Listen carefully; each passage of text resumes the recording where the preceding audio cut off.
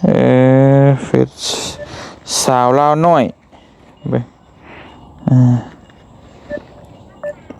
พี่น้องเอ้ยเอาแคปเอา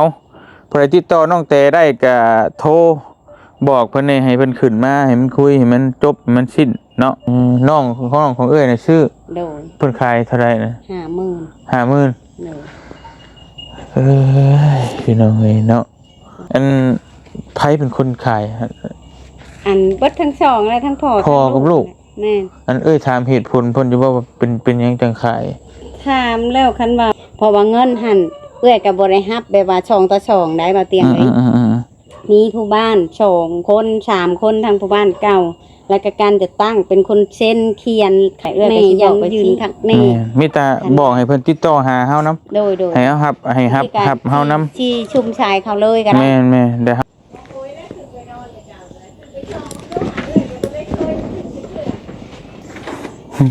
ไม่ได้กลางมุงอยู่แบบนี้พี่น้องเนาะอีเต้น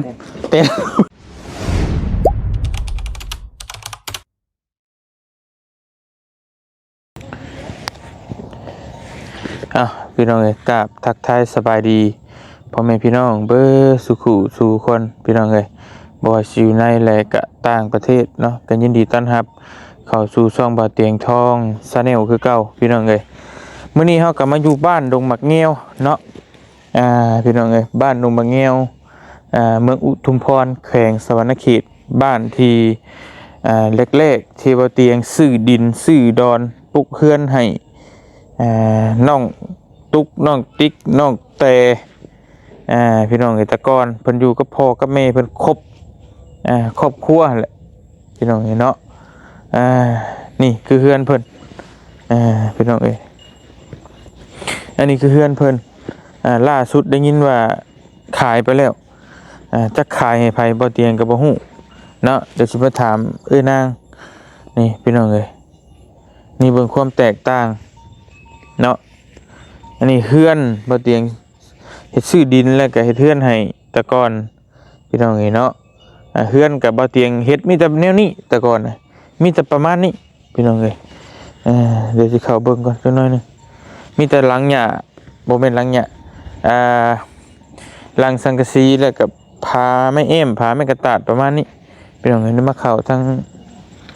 เฮือนได้นางก็ได้ไปนี่ก็เฮือนไอ้นางต่อมาบ่เตียงเฮ็ดเฮือนหลังนี้ให้ไอ้นางซื้อที่ให้แต่มันก็ความแตกต่างมันก็หลายพี่น้องเนาะเป็นได้คนงามสบายดีเอ้ยไปเกี่ยวข้าวบ่เกี่ยวข้าวอยู่ไสเกี่ยวข้าวอยู่นี่แหละน้ำไม่เสียงนี่แหละคือเก่าบ่ใกล้สิแล้วแหละแล้วมื้อนี้ก็ยังแต่แล้วแหละติใครอยู่ดอกซั่นน่ะเปื้อนเด้บ่เป็นหยังไปนั่นแน่ไปป่าไปนั่นไปว่าทางศาสนานี่เพิ่นเฮ็ดอันบุญเด้มื้อใดอันเมื่อวันอาทิตย์นี่แหละเฮ็ดบุญหาผู้ตายนะแล้วก็ไปเสียขุมไปคูณขุมเกี่ยวข้าวเช้านี้โอเคอันลงมาห่มพี่ก็ได้เดี๋ยวอันนั้นก็เฮาสิถามเรื่องน้องเตนิดนึงพี่น้องเนาะพอดีตอนนี้ก็ติดต่อเพิ่นบ่ได้เนาะนี่เฮาก็มาอันนางอยู่นี่ตลอดเพราะว่าได้ยินข่าวว่าเพิ่นขายดินดอนแล้วจะบ่ขายได้จะบ่เพิ่นขายให้ไผขายให้เอื้อยนี่แหละเพราะว่าน้องเด้น้องผู้ชื่อดินอันบ่าวลำเพิ่นนั่นแหละแล้วเพิ่นชื่อต่อเลยแบบนี้น้องของเอื้อยน่ะชื่อเพิ่นขายเท่าไหร่นะ50,000พี่น้องเนาะขายทางเหือนทางดินละ50,000แต่อันไผเป็นคนขายอันเบิดทั้งสองเลยทั้งพ่อกับลูกแม่อันถามเหตุผลเพิ่นอยู่ว่าเป็นหยังจังขายถามแล้วคันว่าบ่ถามเขาก็ทีแรกเขาก็อยากขายเนาะอยากขายในเจ้าให้แต่เอื้อยว่าเอื้อยบ่มีเงินแล้วบัดนี้แหละเขาก็ย่าบัดนี้ค่ะก็เลยบอกว่าเจ้าสิขายเฮ็ดหยังลูกเจ้าก็ยังมี เพราะว่าบางทีเนาะอยู่พุ่นมันบ่ได้แล้วก็มาอยู่ใกล้กันหั้นนะเพราะว่าเอื้อยกันยังว่ามันได้ลูกได้เต้ากันยังพอได้เบิ่งกันความผิดของข่อยหั่นแต่เพิ่นก็ยาวันนี้เพิ่นจักไปใช้แล้วไปส่งลูกเพิ่นกลับมาบัดนี้ขายบาดนี้บ่ได้เอื้อยก็เลยโทรหาน้องสาวว่าเจ้าสิชื่อบ่ดินเพิ่นอยากขายแล้วก็บ่ได้โทรหาเจ้าข้อยก็ไปหาพยาบาลบัดนี้ไปหาพยาบาลให้พยาบาลถามน้ำกันว่าเหตุผลนั่นเจ้าสิขายไปหยังและเหตุผลคือว่าเขาว่าเขาสิเฮ็ดบุญไหนเหตุผลของเขาเฮ็ดบุญให้แม่นะแม่นเฮ็ดบุญแจกนำแม่เพิ่นน้องกระแตตอกเอื้อยว่าไปสิแล้วบัดนี้แหละหลังจากขายแล้วเนาะเงิน50,000เอื้อยไปถอกแล้วเรียบร้อยแล้วบัดนี้เลยเขาเอาไปกินก่อนแล้วบัดนี้แล้วเหลืออยู่20,000เขาก็เลยว่าป้าเมียนำเอื้อย20,000เงินหั่นแต่เขาเอาไปหั่น30,000เอาตอนนี้เงินอยู่ยังอยู่เอื้อยน่ะ20,000แม่นเพราะว่าเพิ่นว่าเพิ่นสิเฮ็ดบุญเพิ่นก็โทรมาหาเอื้อยอยู่บางอันช่วงมื้อคืนหลังหั่นแต่เพิ่นว่าสิมาเฮ็ดบุญแจกน้ำแม่แหละให้เอื้อยหั่นโอนเงินไปแล้วบัดนี้แล้วมีคนในบ้านนี่เขาก็จวดเอื้อยเนาะเขาว่าเจ้าย่าว่าอย่านางจะบ่โอนไปกะย่าหมู่หันชื่ออยู่บ้านเฮาก็ได้ค่ะว่าโอนไปบางทีเขาตัวแบบว่าเขาจะได้เงินไปชื่อนะเงินตั้งล้านปลายเนาะโอนไปชื่อหมู่อยู่พุ่นปัดเอาขึ้นมามันพี่จังมันยากเขาก็เลยคิดชวดมีผู้จวดมาเขาก็ยากเขาตัดสินใจว่าเขาบ่ให้เพราะว่าเงินหันเอื้อยก็บ่ได้รับแบบว่า2 ต่อ 2ได้บ่เตียงเลยมีผู้บ้าน2 คน3 คนทางผู้บ้านเก่าแล้วก็การจะตั้งเป็นคนเซ็นเขียนคักแน่ยังยืนคักแน่เงินหั่นก็แบบว่าเขายังมาเอาโลเล่แล้วมันออกบ่ได้คันว่าผู้ใหญ่บ้านบ่อนุญาตให้เอาไปแล้วมันถือว่าจบเอาบ่ได้เงินโอเคจะมีแต่ป้าไว้หั่นก่อนเด้อเพราะว่าเขาสิเฮ็ดบุญให้แม่อย่างดีก็ท่าเบิ่งพี่น้องเห็นเนาะเพราะว่ามันแบบว่าตอนนี้คือเรื่องมันวุ่นวายตรงที่คือเอ้ยฮู้แหละอยู่พุ่นแล้วก็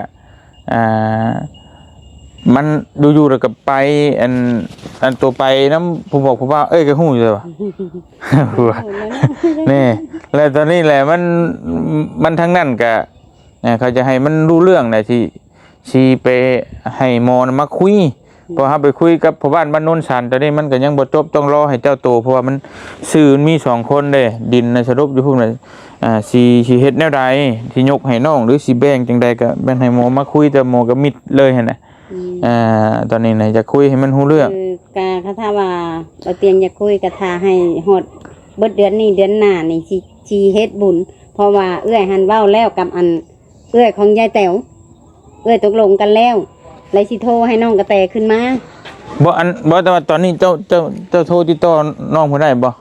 ติดต่อได้บางช่องช้ำมือคืนหลังนี่ตอนเพิ่นอยากได้เงินหั่นแหละบ่เฮาจะคุยกับเพิ่นนะเพราะว่าเอาอันนั้นมาดูเพราะว่าสิขนาดแต่คำว่าเรื่องบุญก็ว่ากันแต่ว่าให้คุมาเคลียร์ตอนนี้ให้มันแล้วก่อนนั่นน่ะ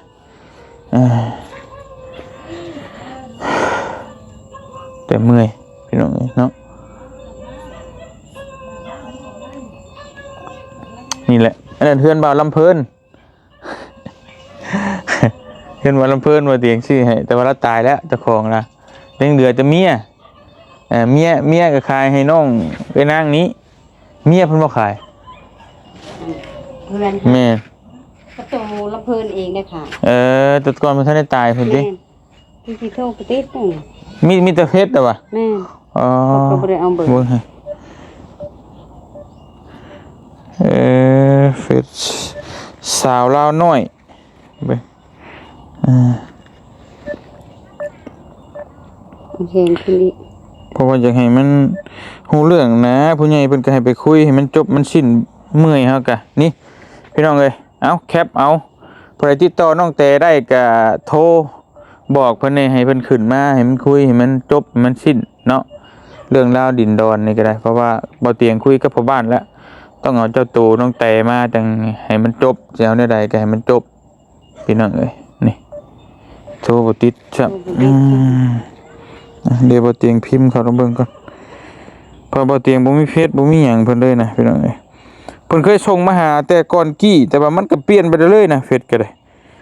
บ่เตียงก็ได้นำบ่ทันบัดนี้ เฮ้ยเนาะ วุ่นวายเนาะ วุ่นวายเลยตะกี้เฮาก็ผู้ไปใต้ผู้แต่ว่าผู้ใหญ่เพิ่นก็โทรนำให้ไปเบิ่งเลยมันผู้นั้นผู้นี้โทรมาหาแล้วเรื่องมันสิแหละมันบ่จักจบจักสิ้นทั้งผัวทั้งนั้นก็อึกกระทึกดึกน้องอยู่ว่าทั้งนี้ผิดนี่ก็เขาก็จักได้ดินพี่โดด แล้วก็ยังได้ชื่อๆเนาะ แม่นผู้ใหญ่ก็อ้าวบ่ได้ว่าซั่นต้อง ชื่อก็คือก็แค่ชื่อนั่นแหละ ต้องมาคุยกันไอ้ผู้ใหญ่เพิ่นก็บ่ได้ว่าอยากให้ผู้นั้นผู้นี้แหละแต่ว่าจะให้อย่างหมอเตบ่เอาก็คือต้องยกให้น้องอะนะเซ็นมอบกรรมสิทธิ์ให้น้องเจ้าจะไปใส่ก็เรื่องของเจ้าบาดนี่แต่ว่าหมอบ่มาเฮาก็เฮ็ดหยังบ่ได้เลยจ้ะมีแต่ว่าสิให้หมอตุกนั่นแหละก็บาปหมอตุกเดี๋ยวนี้นะสิคำว่าหมอนั่นที่บ่เอาบ่หยังได้แม่นยกให้หมอตุกเลยมันถือผ้าคาท้องเด้ก็ให้มีที่อยู่อาศัยแน่สิกลับมาพี่ก็ขายแล้วมันปัดบ่มีบุญอยู่แล้วเนาะก็เบิ่งก็ก็เห็นอยู่คลิปก็ว่าอยากไปหาเพิ่นอยู่ก็ยังบ่ว่างไปที่หลายๆแหละคือแบบซี่แหละว่าตินี่แหละก็ว่าให้พยายามว่าบ่อยากให้เจ้าเพิ่นขายเพราะว่าหยังเพราะว่าคิดใส่ตุกมันก็ยังน้อยเนาะมันก็ไปอยู่หั่นก็อยู่ผู้เดียวหั่นนะคิดว่าก็เป็นมั่งทำขึ้นจะใครสิเบิ่งหั่นนะความคิดของเอื้อยแล้วมาอยู่นี่เจ้ามีเงินมีคำบ่เบิ่งเฮ้อเอื้อยบ่มีแต่เฮาเอาน้ำใจเฮาไปเนาะหาหมดหาหมอหั่นน่ะเพื่อเฮงเฮานี่แหละเบิ่งได้เนาะเอื้อยก็คิดแบบนั้นแหละมันห้ามบ่ได้คิดสุดแต่ว่าได้พี่น้องเอ้ยทั้งเอ้ยนางนี่ก็บ่เตียงก็ฝากฟังไว้ว่าเบิ่งน้องนุ่งเพิ่นได้เด้อแต่ว่าเงินหั่นคันว่าบ่ฮู้เอื้อยก็ฮู้เบิดทุกอย่างน้องตุ๊กค่ะได้ 3,000 แล้วเท่าโอยได้ 3,000น้องหั่นแหละมีแต่น้องกระแตกับพ่อเงินหั่นจักเขาจะไปเฮ็ดได้ตัวนั้นติก็บ่ฮู้แต่เหลือแต่ว่า 20,000 นำสาวนางเงินหั่นยังบ่ไปใส่เพราะว่าโอเคมีแต่เก็บไว้หั่นก่อนเนาะโดยเก็บไว้หั่นแล้วห้ามให้ทุกกรณีนะมีแต่ว่าเขาจักได้แล้วให้เขามาก่อนแล้วโทรหาเฮาก่อนโดยให้บ่ได้เพราะว่าเงินตัวนี้เอื้อยก็ให้แบบโลเลกับไรแต่มื้อคำสิพาเอื้อยก็บ่ฮับอีกโลเลต้องให้มีลายเซ็นข้างแน่เพราะว่าเงิน 20,000 เนาะเพิ่นให้แบบมาพากเฮาช่องตะช่องเขาอยากได้ไปซี่แล้วนี่แม่นางเขาอยากซื้อหมูว่ะหมูหันตัวละ2 ล้านหั่นเขาก็โทรมาเอาเงินจักเขาสิไปซื้อหมูเลยจักเขาสิไปเฮ็ดหยังบ่แม่นดอกแลถามว่าน้องแต้เจ้าหั่นลูกเอ้ยว่าไปอยู่พุ่นมันก็หลายเดือนแล้วบ่ว่าเงินดำล้าน2 ล้านจำบ่ได้ประชาชื่อหมูหั่นนะความคิดของเอื้อยกันว่าเฮาเฮ็ดงานเฮาก็ต้องได้เนาะเงินซำนั้นหั่นนะเฮาก็ต้องหาแต่ละมื้อบ่ได้แล้วบัดนี้คนในบ้านเขาก็เลยว่ามันบ่แม่นมันอยากได้เงินไปซื้อกินก็เลยยุติบัดนี้ค่ะก็เลยไปบอกพยาบาลเพิ่นว่ายกเลิกบ่เซ็นให้ถ้าให้เขาขึ้นมาแม่นให้เขาขึ้นมาแล้วเห็นโตแล้ว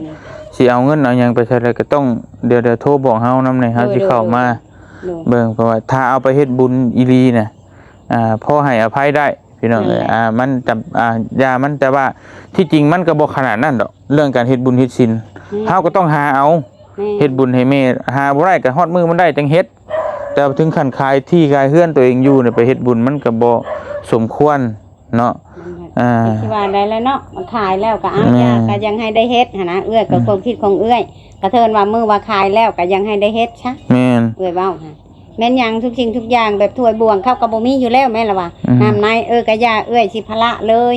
ข้าวก็แบบเฮาก็มีจำได้เฮาก็สิซอยไปเล็กๆน้อยๆบาดหั่นแหละบ่เตียงซอยเบิดความสามารถเอื้อยก็ได้บัดมาเฮ็ดบุญเขาสิเฮ็ดอยู่ใช้เฮ็ดอยู่นี่บ่เพิ่นว่าเฮ็ดอยู่นี่เพิ่นว่าแล้วเฮ็ดอยู่นี่บัดนี้จะภาพมันสิเป็นไปได้บ่เฮือนซะโอ้ยมันสิบ่เว้นเดือดร้อนเจ้าคือเก่าอีกแล้วนี่เก่าเอ้ยว่าบ่วิทย์คือเก่าทุกสิ่งทุกอย่างว่าอะไรแล้วเดียวพ่อกะคือบางคนเขาก็เว้าให้เอื้อยอยู่เจ้าหานบ่มีเวียกว่าไปห้ามเอาเงินเขามาให้ปวดสมองตัวเองเอื้อยหันย่นความสงสารเขาแล้วก็เลยมาฮับเอาแบบนี้แหละแบบจังแน่สิเว้าก็บ่บ่ออกคือกันเมื่อยคือกันมันโทรส่งซัมเมอร์นี่มันโทรนำมันอยากได้เงินเด้แต่บัดนี้เพราะว่าเอื้อยตัดพิเศษแบบซี่ได้จบว่าว่า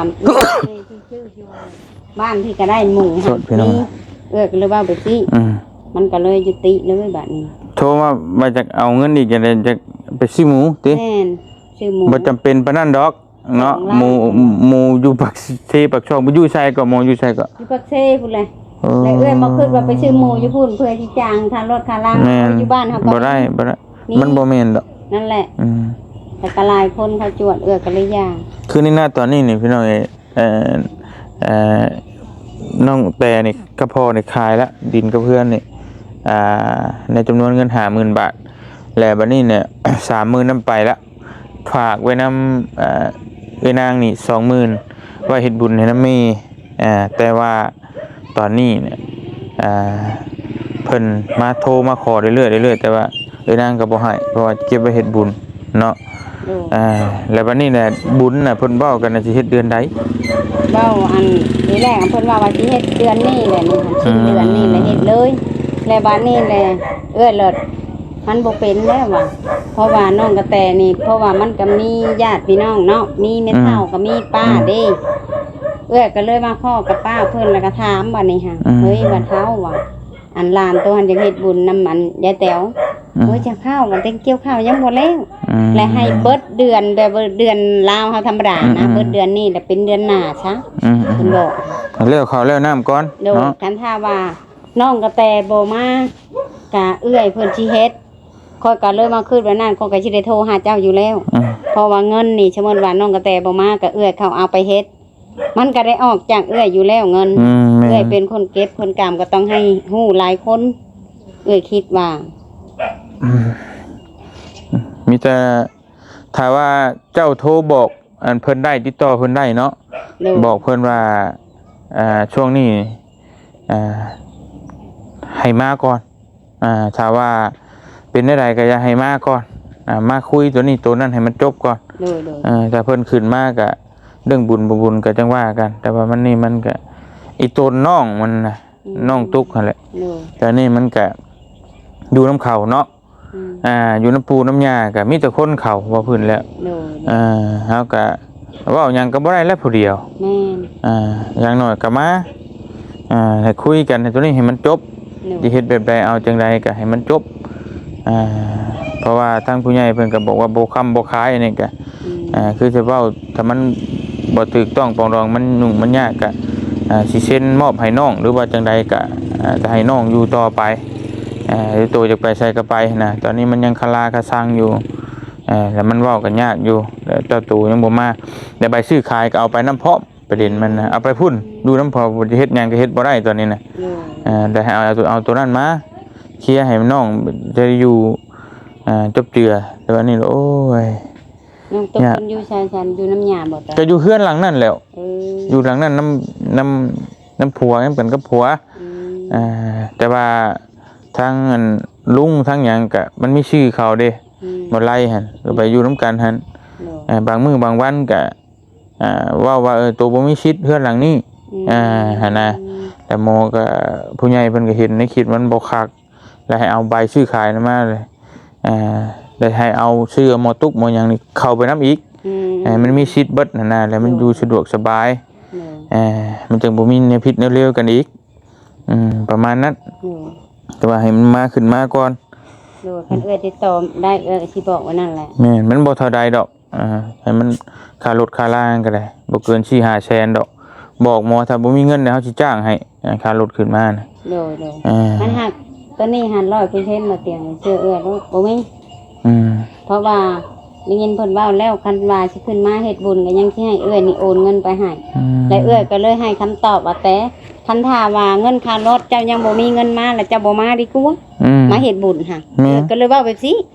ก็แต่บ่ฮู้ว่ามันสิผิดสิถูกเพราะว่าเงินค่ารถ4-5แสนยังบ่มีแหละสิมาอาศัยเงิน 20,000 จ้ะว่าเงิน 20,000 มันสิได้หยังแหน่หมู่ก็อยู่หั่นข้าวน้ำมักเผ็ดเป็นนัวเอ้ามันได้หยังแหน่เจ้าคือในกองบุญอีกชื่อน่ากินยังบ่พอแล้วสิ่ง20,000ก็10ไปล้านนั่นแหละเอื้อก็เลยตัดสินใจคันเจ้าว่าเจ้าสิขึ้นมาเฮ็ดบุญนำแม่เจ้ายังให้แม่นี่โอนเงินไปให้เจ้าอยู่ 4-5 แสนแล้วเจ้าบ่ขึ้นมาก็ยากมีแต่สิเว้านำป้าเจ้าแหละเอื้อยแหละสิพากันเฮ็ดก็เลยเว้าแบบนี้ได้ หากวันนี้มันมีเรื่องแบบซี่กันถ้าว่าเอื้อยโทรไปหา แม่ คันถ้าว่าเพิ่นรับแล้วแหละเอื้อยก็สิบอกแบบซี่ แม่มีแต่บอกให้เพิ่นติดต่อหาเฮานำโดยให้เฮารับเฮานำ ที่ชุมชายเขาเลยก็ได้ แม่เดี๋ยวเฮาสิคุยแล้วบอกรายละเอียด โดย แล้วจะฮู้ว่าเพิ่นอยู่ไสจุดใดนี่นะตอนนี้นะว่ามัน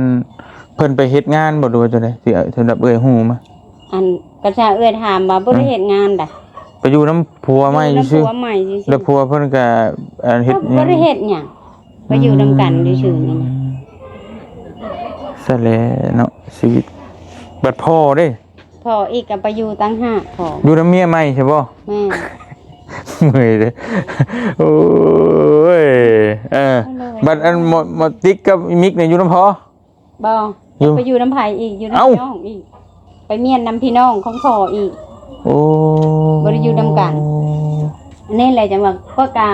ข้อยบ่เห็นสภาพข้อยก็ปวดหัวคือกันบ่เตียงแยกกันไปแยกกันมา ปัดโท เพราะว่าแต่ที่ว่าอะไรแล้ว มันนึงอันนึงแท้เนาะพอใบซื้อขายตอนนี้เนี่ยถ้าได้ยินข่าวว่าพ่อเป็นคนเก็บไว้ อืม แล้ววันนี้ ใช่สิไปหาจะว่าอยู่ใช่ไปตามหาโมเป็นโมแต่มาใบซื้อขายต้องเอามาอีกพี่น้อง น้ เนี่ อง ย กระแตนติดต่อกับพ่อบ่ได้เดี๋ยวนี้ ติดต่อกับพ่อบ่ได้อีก บ่ได้เขาถามแล้วว่าติดต่อหาพ่อเจ้าแล้วให้พ่อจะมาติดต่อบ่ได้พ่อหันลงใต้แฮงแล้วน้องกระแตหันสิอยู่ยานกลางจากบ้านหยังบอกเอื้อยอยู่แต่เอื้อยหันลืมบอกเอื้อยแล้วแต่ลืมพ่อหันอยู่ใต้ไปอีกครับโอ้ย งานเงาะงานก้อยพี่น้องเลย ถ้าจังแนวเว้าคันเว้าร้ายกะสิว่าชะนางเว้าเป็นโทษบ่แม่พี่น้อง กะบ่เตียงก็ไปนั่งหนึ่งหู้อยู่แล้วเบื้องลึกเบื้องหลังมันเป็นอะไรแต่ว่ากะพี่น้องเอ้ยเนาะเมื่อยเลย คันเข้าไปเห็นคลิปเขาก็สิว่าป้าว่าแม่นางบัดเป็นคนเว้าแบบซี่มันบ่แม่นมันหักจักสิเฮ็ดอะไรอดเว้าบ่ได้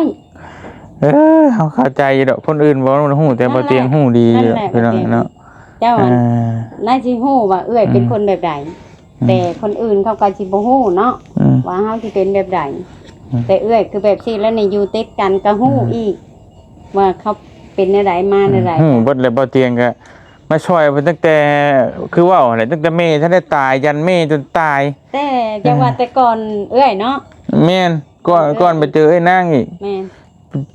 จนโอ้ยเว้ากับหมอทุกข์ใช่มั้ยนั่นก็ติงเลี้ยงตัวซ้ำพ่อตัวผู้ใดบ่เอาช่างมาให้มันยังสมาปีตะกี้โอ้ยเพื่อสิใหญ่เพื่อ คิดว่านั่นแหละ แต่มาวันนี้รสชาติว่ามันเป็นน้ำข้นนั่นแหละว่าบ่เตียงว่าเป็นน้ำข้นซอยไปแบบแต่นี่คือไอ้นางนี่พี่น้องบ่เตียงบ่ได้เฮ็ดอีหยังมากมายเฮ็ดแต่เฮือนให้เราแล้วก็ซื้อดินให้ตะกี้นั่นจบเลยล่ะก็บ่ได้มีหยังแต่ว่ามันนี่เราก็ไปช่วยตัวเองได้ทั้งๆที่เราก็บ่ได้มีผัวเลี้ยงลูกอีก2คนแล้วเรายังไปได้เห็นน่ะบางคนอื่นในครอบครัวมีลูกมีผัวสมบูรณ์อีกก็ไปบ่รอดมันอยู่น้ำข้นพี่น้องอันนี้อีกหนึ่งที่บุคคลที่ว่าเฮาซอยแล้วผู้ใหญ่เพิ่นก็ภาคภูมิใจบ่เสียดายเงินที่ซอยนะเห็นชีวิตเอื้อยเพิ่นก็อยู่สุขสบายสมบูรณ์และบ่ได้มีเรื่องราวอีหยังแล้วก็บ่ได้สร้างความเดือดร้อนให้ไผและช่วยเหลือตัวเองได้ไปยาวเลยนะมันก็ดีนะเพิ่นก็ได้บุญได้กุศลพี่น้องเนาะลูกเต้าก็หำเฮียนเป็นใช่ล่ะพี่ชาย อันไปลงวัดเฮียนกับจอนมาแต่เฮียนแล้วก็ลงไปเฮียนกับจอน นั่นแหละมันนี่ก็คือโอเคนะพี่น้องเนาะเฮาก็บ่ได้เหมารวมว่าที่เฮาซอยมาเนี่ยมันก็บ่มีคนบ่ดีเบิดบ่มันก็ส่วนน้อยที่ว่ามันเป็นแบบนี้นะแต่ส่วนหลายก็เพิ่นก็ซอยเหลือตัวเองได้แล้วก็มันเลยไปยาวเลยก็แบบนี้แหละเฮือนชาติเราทั้งเราต่อไปเองนะพี่น้องเอ้ยบ่เตียงบ่ได้ต่อบ่ได้หยังให้เราเฮ็ดไปเองผู้ยาวแม่น น้องมาให้แบบใหญ่ๆให้แล้วก็เก็บไว้ เก็บออมรอมริดเฮ็ดปลายปลูกพังใบมีผักมีหญ้ากินแบบมันก็โอเคนะพี่น้องเอ้ย แบบเฮาก็ดีใจจังว่าก็จะทุกข์และบุญเพิ่นช่วยมาซำนี้ก็ได้ก็พอได้แบบปลุกบืนเอื้อยก็ดีใจแล้วว่าเตียง โดย ดีใจแฮงแบบบ่จังแนวสิเว้ายังว่าโอ้ยอยากเห็นหน้าเพิ่นผู้ช่วยเด้อยากกราบตีนเพิ่นพง มันบ่ฮู้แน่สิคำตอบอีบอกก็คือแบบน้องมาเห็นมาครั้งแรกนั่นแหละมาเอาข้าวให้ยังว่าแบบมันสะอื้นเลยบ่ฮู้แน่สิตอบแต่กระตูบที่อยู่นั่นก็ยังแบบป้าไว้ตลอดเลยเป็นมูลไปพาไปเบิ่งหน่อยพี่น้องเอ้ยมากบ่ได้นั่นเลยเดี๋ยวกระตูบนางที่บ่เตียงมาเห็นแรกๆเห็นแล้วแรกๆนะเอาไว้เป็นมรดกเอาไว้เป็นสิ่งอนุรักษ์ลูกหลานเบิ่งนี่พี่น้องเอ้ยเนาะนี่คือกระตูบนี่น่ะนางนอน3คนกับลูกนะพี่น้องเนาะอยู่ในนี่อีหยังอยู่ในนี่เข้าคลองยังอยู่ในนี่เบิดนี่พี่น้องคิดเบิ่งนี่นี่อยากป้าเมียนเหรอคือแล้วบ่เตียงซื้อดินตัวนี้ให้เราแล้วก็หาช่างชาวบ้านนี่ยกมาให้เรานอนอยู่นี่กลางป่า3แม่ลูกโดยที่บ่มีหยังนี่มันเป็นป่าบ่ได้พี่น้องเอ้ยเนาะก็คือว่าเสี่ยงล่มเสี่ยงตายมาเพื่อสิได้ฮอดมื้อนี้มันก็บ่แม่นง่ายๆแต่แนมหน้าถามบ่เตียงว่าค่อยสิกล้าอยู่ว่าบ่เตียงเนาะพากันแทกดินแล้วถามค่อยสิกล้าอยู่ว่าจนมิแต่ให้แหละพี่น้องนางช่วงนั้นก็แต่ก่อนให้ลำบากใจหม่องที่ไปอยู่ดินเพิ่นแล้วก็บ่มีหม่องอยู่หม่องเช้าอุกใจนั่นแหละแต่พอบ่เตียงมาซื้อดินให้แล้วบัดนี้ก็ให้อีกให้ย่านบัดนี้อยู่มาอยู่ผู้เดียวอยู่กลางป่าย่านบัดนี้แล้วมีแต่ผู้หญิงเนาะลูกกับผู้หญิงเบิดได้พี่น้องเอ้ยแล้วบัดนี้มันก็ย่านนั่นแหละเอ้ยเพิ่นก็ย่านอะไรก็ยังโอ้ยหลังจากหันผู้แหละจังผู้นั้นผู้นี้ออกมาเนาะก็จังใครนี่หกแฮงเนาะหกมีแต่ป่าเบิดเลยเพราะว่าเฮือนหลังนี้ก็ยังบ่มีนี่พี่น้องอยู่ในนี่เอ้ยเพิ่นก็ป้าไว้นี่ใส่กระเจล็อกไว้พร้อมนี่เนาะอนุรักษ์ไว้ว่าลูกเต้าใหญ่มากก็นะเฮือนหลังนี้เฮาอยู่แต่ก่อนสินะพี่น้องเอ้ยก็โอเคก็คือว่าในย่างน้อยนี่ผู้ใหญ่เพิ่นก็บ่ได้ต้องการหยังหลายดอกแค่ว่าซอยตัวเองได้แล้วก็บ่สร้างความเดือดร้อนให้เพิ่นแต่นี่ซอยแล้วบ่จักจบจักสิ้นคือตั้งแต่นี่พ่อกับแม่อยู่นี่บ่เตียงซื้อให้ซื้อดินให้เฮ็ดเฮือนให้อยู่แล้วแม่ตายบัดนี้ก็อยู่กับพ่อกับอันอ้ายบ่ได้น้องแต่ก็ไปเอาผัวอยู่บ้านโนนชันพุ่นไปอยู่น้ำปูน้ำยาก็บ่ถือกันอีกก็มันอึดอัดอีกบ่เตียงกันนำไปออกไปซื้อให้ดินอยู่ป่าอ้อยพุ่นอีกก็ไปปลุกเฮือนให้อยู่กับผัวก็ยังอยู่บ่ได้ก็ไปอีกนะมันพอเตียงมันเป็นน้ำข้นละมันตัวนี้เป็นน้ำเฮือนมันบ่ได้เป็นน้ำหยังมันคือแบบว่ามันถ้าเป็นแบบนี้นั่นบ่เตียงก็ตัดปัญหาตะหึงแหละว่าบ่เป็นแบบนี้คือแล้วแต่เว้นแต่กรรมเขาสิบ่ซอยนะที่เขาจะเฮ็ดได้ก็แล้วแต่เขาแต่ว่าวันนี้มันเรื่องราวมันเป็นแบบนี้ผู้ใหญ่บ่เตียทั้งผู้เตียงก็ให้มาเบิ่งแต่อีตนน้องบัดนี้นะน้องตุ๊กผู้ที่ว่าบ่ฮู้อีหยังนี่แหละเพิ่นก็ถือผ้าคาทอกแล้วเพิ่นอีตนตัวนี้ที่บ่เตียงเขามาเคลียร์ให้ในณจุดนี้นะพี่น้องนี่เนาะอยากให้พี่น้องเข้าใจนํกันก็อยากให้มันจบมันสิ้นเด้อย่าบ่เตียงก็สิบ่วนกับเขาอีกแล้วให้ปล่อยเขาไปตามเวรตามกรรมพี่น้องเอ้ยไปนี่แต่นั่นแหละพี่น้องเดี๋ยวสิพามาเบิ่งเฮือนเพิ่นจักเล็กจักน้อยอันนี้ก็เจ้าของเฮือนแท้ๆตายเบิดเลยพี่น้องเอ้ยดีหรือไอ้นางก็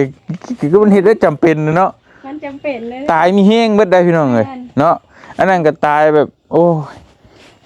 อันนั้นตายยังว่าเฮาบ่เห็นแม่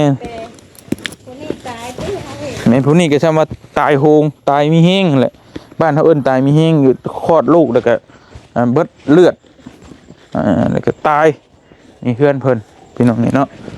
ว่าเตียงที่พาขึ้นเบิ่งก่อนมีคนอยู่บ่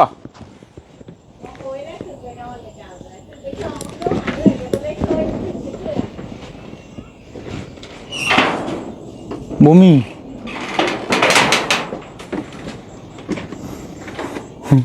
ไม่ได้กลางมุงอยู่จักไผได้ไปนอนสงสัยลูกชายเพิ่นอะไรลูกชายกกเอื้อยของบ่เป็นเอื้อยอ้ายของน้องแต่แหละพี่น้องเนาะเนี่ยบ่เตียง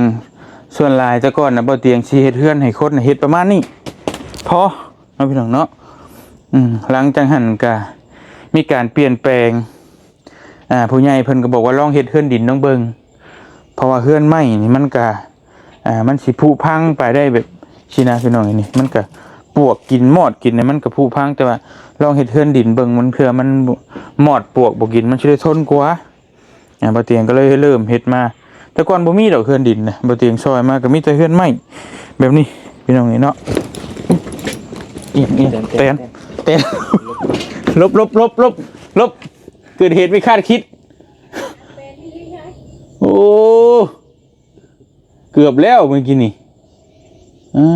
โธ่เกือบใส่ตาไปลงเมฆลงก่อนได้บ่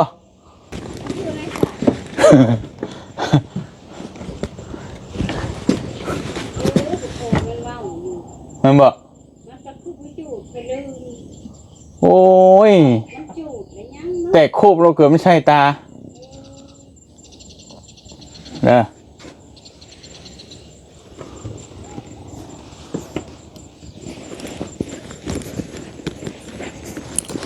มาค่อยมบระวัง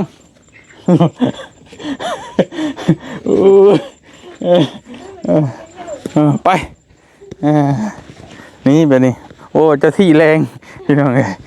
ไปอันนี้ก่อนโอ้แตน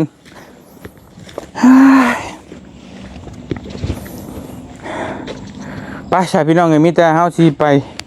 ต่อก่อนบัดนี้กันเนาะไปหาน้องเทพต่อก่อนโอ้ยมาเดินเรื่องเล่าให้ทั้งผู้ใหญ่เพิ่นนี่แหละพี่น้องเนาะอย่าให้มันจบมันสิ้นบ่ได้มีหยังมาฝากใช่มื้อนี้โอ้บ่เป็นหยังฟ้าวเล่นพุ่นเล่นพี่เพิ่นแล่อันท่านนั่นแล้วก็จังสิโทรหาเฮาเด้อหาเจ้าแต่ว่าติดต่อเพิ่นได้แล้วก็บอกประชุมสายเด้อโทรอันนั้นให้เฮาก็ได้เฮาสิคุยกับเพิ่นพี่น้องเพราะว่ามันอย่าให้มันจบมันสิ้นนะเฮาก็ได้บางทีก็สิบอกให้รับปัญญาบ่รับคันเพิ่นว่าเพิ่นสิเฮ็ดบุญก็บอกว่าให้มาแล้วให้อันโทรบอกว่าเตียงบ่ให้เจ้าแล้วแม่นางมาหามันบ่แม่นแนวว่าเจ้าก็ต้องเจ้าเองไปหาก็บอกไปที่คือไปคือเขาเฮ็ดหยังนี่บ่ได้บอกว่าเตียงเลยเด้พี่น้องเนาะน่าสิว่าสิเลิกกับผัวบ่ยังเอาไปจะได้ขายดินขายดอนมันยังบ่ได้เคยบอกเฮาเลยนะพอสิปรึกษาบ่เว้าเลยมันแบบว่าโอ้แบบจักสิว่าแนวใดบ่เตียงก็ได้นั่นแหละมีแต่คันติดต่อได้แล้วสิชุมชายไปหาให้เจ้าโดยคันว่ามันสิให้ชุมชายได้ทั้งไปอะไรก็ได้ฮักก็สิบอกคันว่าถ้าว่าบ่ให้ชุมชายก็สิบอกรายละเอียดให้ขึ้นมาคันว่าบ่มีเงินแล้วบ่เตียงสิโอนไปให้ก็แล้วให้ได้ขึ้นมาเว้นฉันแล้วให้เจ้ายืมมาก่อนคันสิโอนเงินไปแล้วบางทีมันบ่ขึ้นมาแล้วให้เจ้ามีแต่บอกว่ามันบ่เป็นหยังคือเฮาบ่ได้มาขึ้นมาเนี่ยเฮาสิให้สิเครียดที่หยังดอกให้จังไม่เครียดเดี๋ยวนี้ให้มันจบเดี๋ยวอีตนน้องเพิ่นแต่สิเฮ็ดบุญก็เฮ็ดให้มันแล้วมันทั่วแล้วก็เฮาก็สิบ่มาวุ่นวายอีกนะก็นั่นแหละเมื่อยเฮาก็ได้ไปโอเคเด้อขอบใจหลายๆโดยหาก็เกี่ยวข้าวติโอ้ยเนาะท่านได้ปั่นได้หยังบ่ปั่นจักรอบแล้วบ่ปั่นรอบนึงแล้วเอาสั่นพี่น้องเอ้ยใครจะรอกแล้วเบิดเลยเพิ่นบ่ได้ปลูกมันปลูกหยังบ่เดินตอนนี้ก็ได้เขาขายอีกแล้วได้ฮะขายให้เจ้าใหม่แล้วตอนนี้ขายเบิดนี่บ่ขายครึ่งนึงมาเฮือนเท่าไรเพิ่นขาย300,000โอ้300,000บ่นี่ก็คือตะกี้ชื่อบ่ได้หรอกเนาะชื่อตอนนั้นยังว่าแพงเนาะเท่าไร 25,000ตัวนั้นก็ 25,000เลยเนาะแม่นไปฮอดคุณเลยละ50,000ก็ยังว่าแพงได้นี่โดยอันนี้บ่ได้แล้วนี่โอ้ไปพี่น้องเอ้ยไปบ่เตียงขอตัวเดินทางก่อนพี่น้องเอ้ยเดี๋ยวไปต่อหาน้องเทพก่อนเดี๋ยวจังใดก็จังว่ากันอีกมีผู้ใหญ่ใจบุญฝากซื้อแนวกินแนวอยากไปให้น้องเพิ่นเนาะไปเดินทางก่อนได้ก็ขอบคุณขอบใจหลายๆ FC บ่จุกุทุกคนที่ติดตามและให้กำลังใจเนาะผู้ใดติดต่อน้องแต่ได้ก็บอกเพิ่นแน่ให้มาเคลียร์ให้มันจบมันสิ้นพี่น้องเอ้ยบ่เตียงก็พยายามหาติดต่อหาน้องเพิ่นอยู่แต่มันติดต่อบ่ได้เนาะพี่น้องเนาะไปเดินทางก่อนอยู่ดีมีแฮงบ่จุกุทุกคนสบายดีเด้อพี่น้องเด้อบ๊ายบาย